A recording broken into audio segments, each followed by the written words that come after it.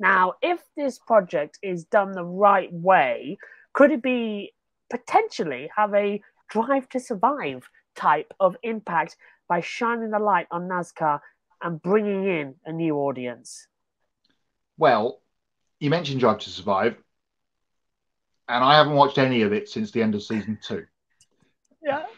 So, since the pandemic series, not seen a bit of it because there's a race every weekend. Um, Oh, you're and cruel. with 2 kids, it's got time.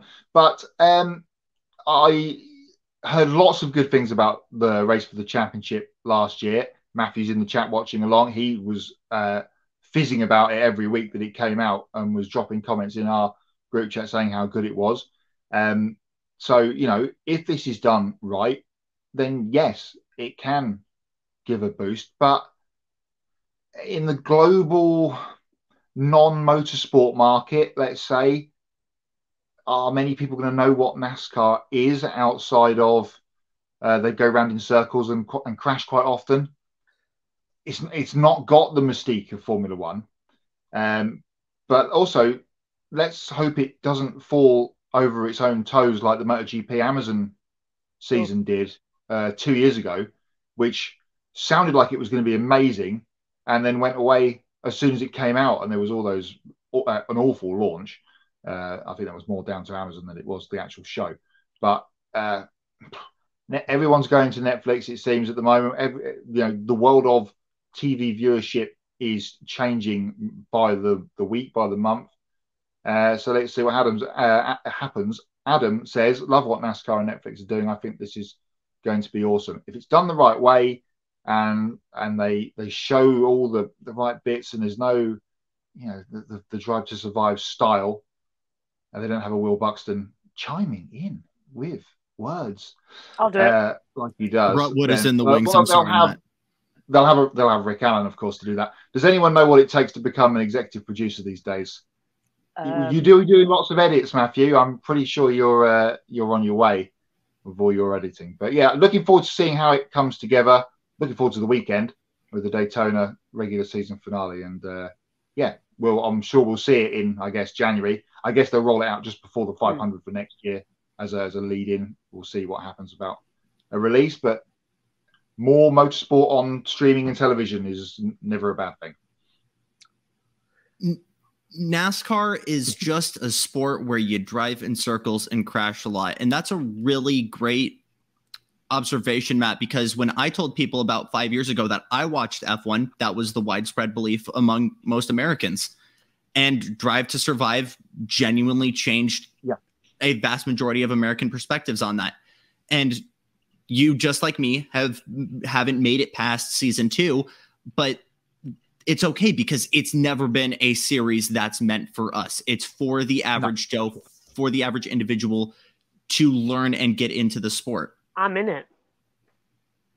Are you? No, you're not. I am. There's a bit where they're in Barcelona in preseason testing, and I walk past with my microphone. I'm in it. Gary, there I am. I don't know if you've watched enough SpongeBob to get that, but the amount of time I had to realize where they were on the final day of testing in the paddock to go walk past them to do it. I did about God. 3 times I walked past them as well, and I got in it. So yeah, I'm in it. Love that. Season 2 as well.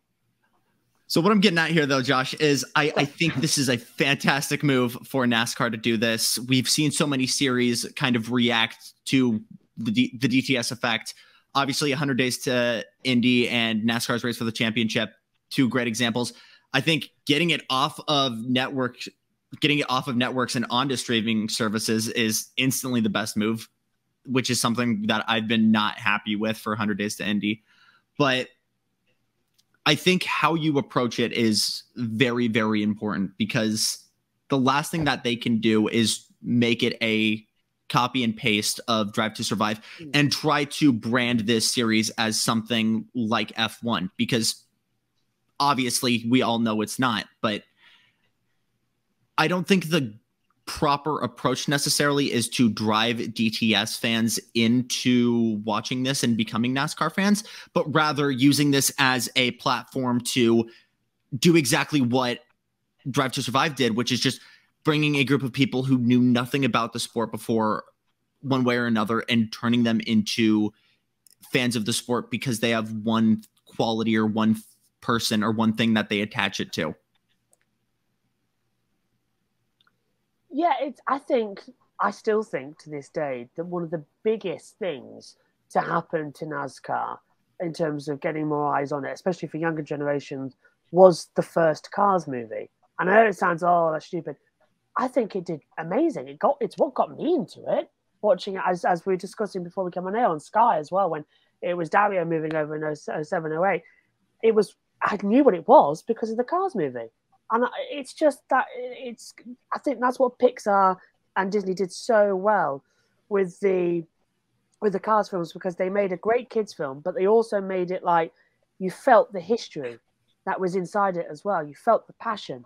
So it made you intrigued. Certainly me as a kid, made me intrigued that, oh, wow, this is great. Look at that. And I think that's what you need. You need the story, but you need the magic there as well that can grab hold of you and sort of go, this is what sport is. Deep down, every sport is the same. You're heading out there on a racetrack, seeing who's the fastest. And that's what there's different types of it. So I always describe it as like, some people like having McDonald's, some people like having KFC, some people like having Pizza Hut. At the end of the day, it's all food. So it's all sport. So I love it. I also think one of the great things, as what you point out, Jackson, it's not on network television, which is one of the biggest problems the 100 Days to Indy had, because me and Matt, we couldn't watch it over here in the UK. Yep. It wasn't possible to watch it. And it really frustrated us because it was all this great stuff and we just couldn't watch it. Immediately putting it on Netflix, massive, brilliant to get some viewers in. Matt, you mentioned the MotoGP. The biggest problem they did there as well, what was it? They released it all in Spanish, only Spanish. And it failed out.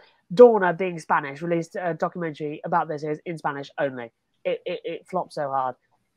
And I'm really hopeful that this is going to put some good light on the NASCAR, because it is fantastic. Admittedly, when you look at it, it's complicated. You think, oh, it's just driving in circles. No, there's so much to consider with the championship playoff points as well, the run for the championship, the fall and everything. But it's good, and I love it. And adding on to that really quick before we move on here. Sorry, Matt, going to barge in here. No, go on. No, you go first. Sorry, boss. I just feel like this season alone has been so transformative as the 75th. I feel like the next gen cars are really coming into their own and they're really using the best of it. Obviously, we've had the Garage 56 program at Le Mans to showcase that international talent.